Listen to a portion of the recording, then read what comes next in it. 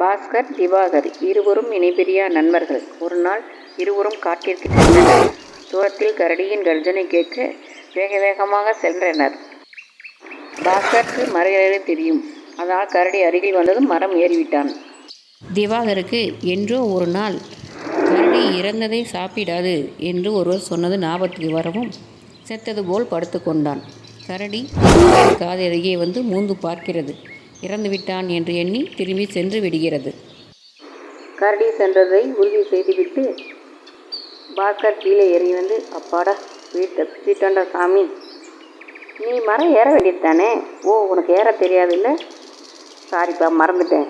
ஆமாம், கரடி உங்ககிட்ட என்ன சொன்னதுன்னு கேட்டதுக்கு, ஆபத்து நேரத்தில் உதவாத நண்பருடன் சேராதே என்று கூறியது என்று சொல்லி வீடு நோக்கி திரும்பி நடந்து செல்கிறான்.